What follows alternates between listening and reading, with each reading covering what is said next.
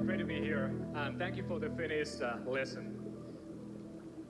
Ihan mahtavaa olla Suomessa pitkästä aikaa ja puhua teille hieman ruuasta, älylaitteista ja AIsta. How many of you don't speak Finnish?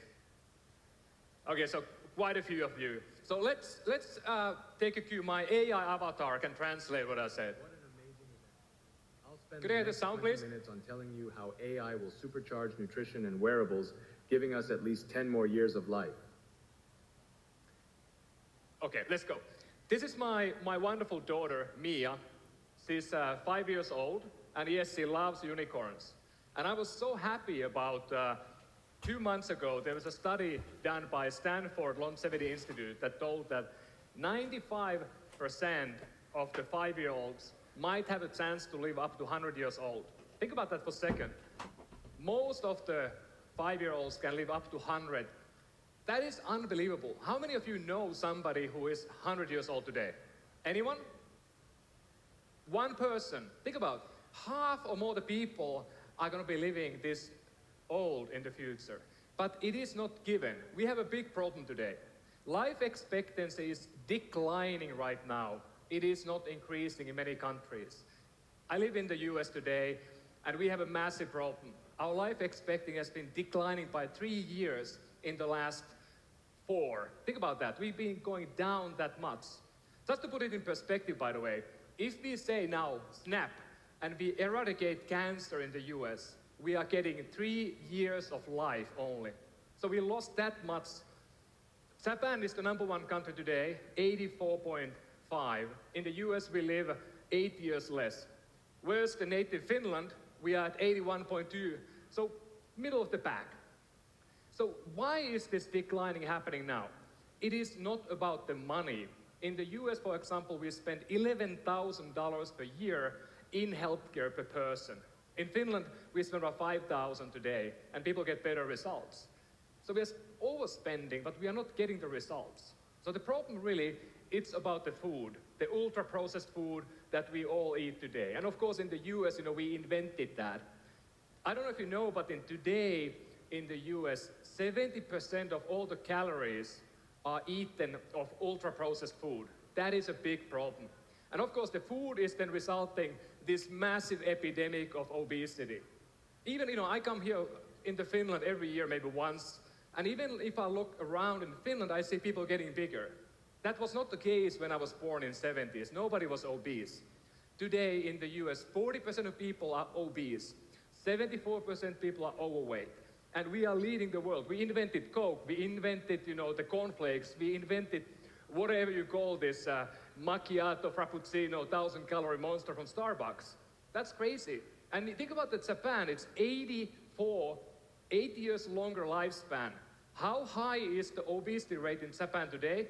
It is 4%, 10 times less. That is something to strive for. So what we need to do is to turn food from the root cause of disease into medicine.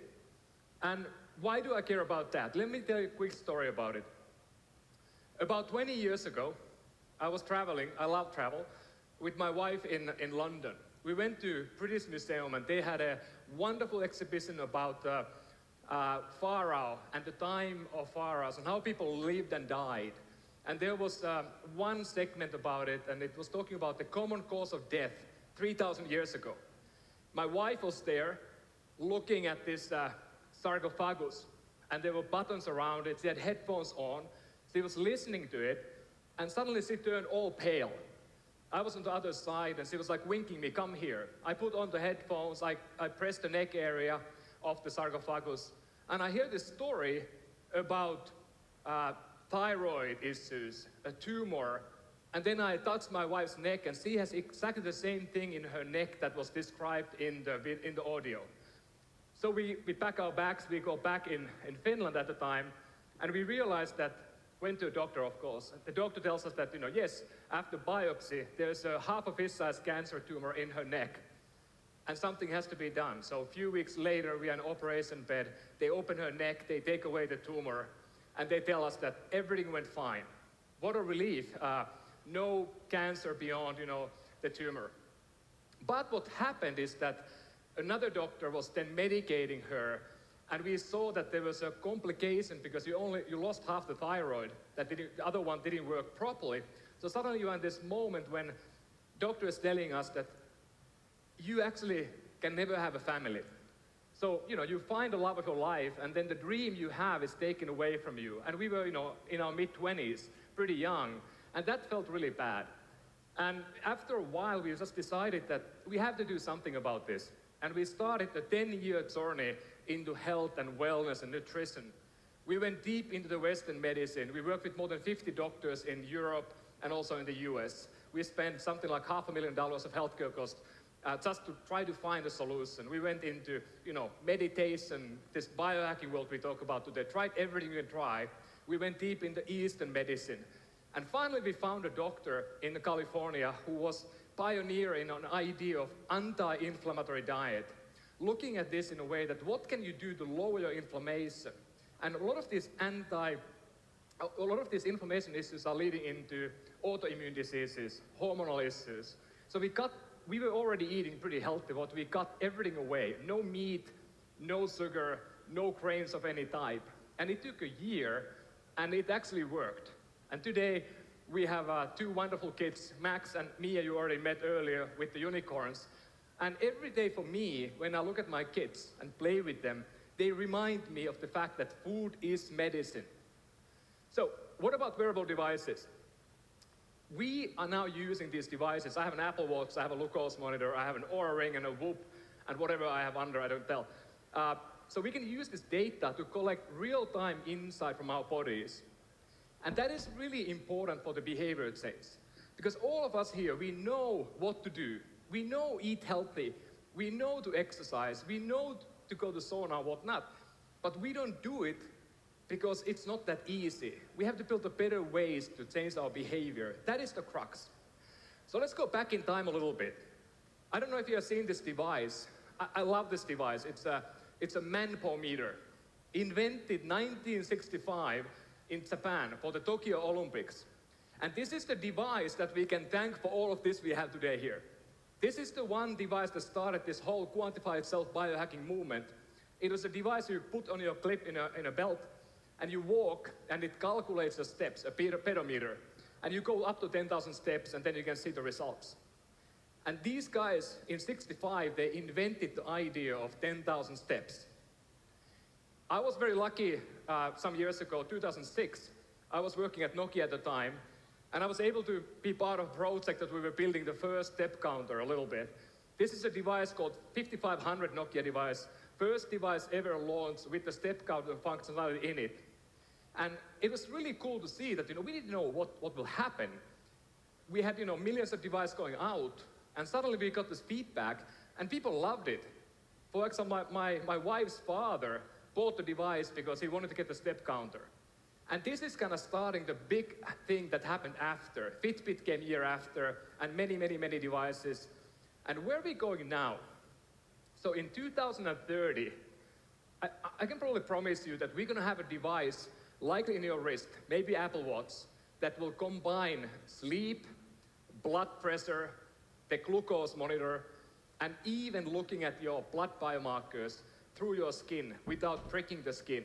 And this device will change everything, because this will make it real-time basis that we're going to see the impact of food, impact of exercise, and impact of every device and gadget we have here. Today we don't know. We try to feel it, but we don't really know. So, what about AI? AI is this unbelievable new thing that started to happen, and it is really changing the way we live. I mean, all of us are using ChatGPT, and now it's starting to kind of incorporate every part of our life. And AI is able to turn this real-time data into smart nutrition, into real behavior change that can optimize our health. So let's ask my AI avatar what he thinks about this. Each year, 50% of people go on a diet to lose weight, yet 95% of them fail to get permanent results. Wearable devices, glucose monitors, and personal coaches help some achieve better results, but they are not enough to reverse the weight gain graph. We need a personal health coach for everyone. We need real-time feedback loops, to show people the negative and positive impacts of their actions. AI can do this. AI turns real-time data from our bodies into the right actions and supercharges food as medicine and behavior change. Amen. My AI knows something. So I started a company called Elo Health. I've been an entrepreneur since late 90s, and always, the new company is your favorite. And what we do, we are building smart nutrition based on your biomarkers. What we do, how we do it, we collect data, health assessment, think about the questionnaire, all the wearable devices to get your activity, weight, sleep, even glucose. And then we use blood testing to get your blood biomarkers, whether you are, nutrient deficient or whether you have a chronic issue like diabetes or heart disease. We take the data then and put it into AI models that we've been developing for the last 4 years, and it will then spit out a personalized plan for you that we create and we customize. Yes, we do 3D print gummy vitamins, for example, out of billion combinations for you, and we send them to your home with your name on top of them. Every product we build is customized. We do pills, we do gummy vitamins, we do powders today, fully customized. So what is smart nutrition? I was very lucky to be part of the early team at Nokia that was building the first smartphones. Well, we call them mobile computers, but anyway, you get the task. So smart nutrition is a bit like that, like the Apple Watch or the Tesla or the smart. So it is personalized to you, made for you. It is precise, grounded in the real science, and it is proactive. It gets better over time. And that's kind of cool. Think about not just getting better in a way that impacting your health in a different way, but also getting better, tasting better, looking better, and so forth. Let me run a quick video about one of the latest products we built about a year ago called Smart Protein.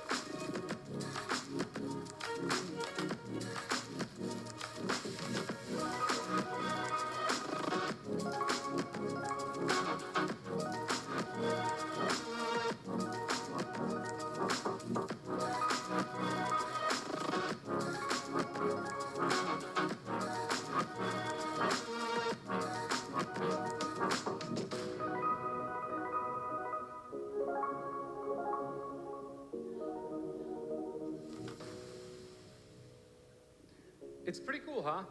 So what we are trying to do here, and what is your task as an entrepreneur? It is to reinvent the world.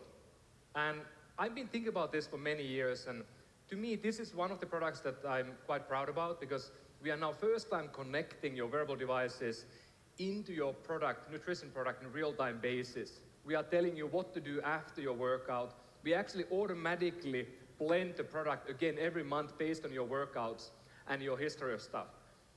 And this is just an idea for the world. What could you do? Think about when you take this into meal delivery, like Volt or Fedora. What if you take this into, medical food and so forth? This is one of the first ideas that I think people have built into this new world of smart nutrition. One other example that I really like a lot, this is not my company. It's called a company in January AI. They are in Silicon Valley, and they've been developing now a new model for quite a while, about 5 years. And what they do is super cool. So you see here, you take a photo of a food, in this case, some sushi rolls. AI will recognize what is this food about. It will tell you exactly what is in there, and then it will tell you your glucose response into that food without having the glucose monitor. I mean, it sounds slick and cool, but I've been working on AI, I've been working on computer vision for more than 20 years. This is unbelievable stuff. If you would have seen this 10 years ago, I would not have believed it's possible to do this in my lifetime, because it was so difficult to take a photo of something and turn that into meaning. Suddenly, all those things that we've been developing for a long time, they just work, which is super cool. Okay, so what about, we have nutrition, maybe smart nutrition, we have wearable devices, and then we have AI. So what's going to happen? My prediction is that these few things, and there are many more things that I don't talk about here, but these things are going to give us 10 more years of life within our lifetime.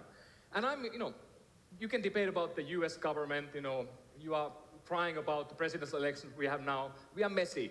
But our government expects that Americans are living 89.1 years old at the end of the century. I mean, that sucks. Think about it. That's not good enough. We at least need to get to 100 and continue the craft we have had going for 100 years or more already of expanding our life expectancy. So I think we can get there, but we really need to build these new things. And it has to be many, many entrepreneurs building these new things.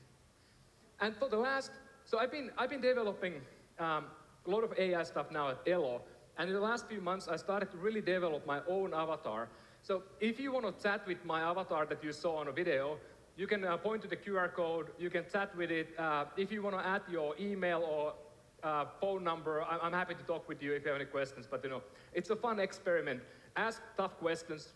I need to make it better. It's very, very toddler level at the moment, but I think we can make it together better. Hey, thank you so much.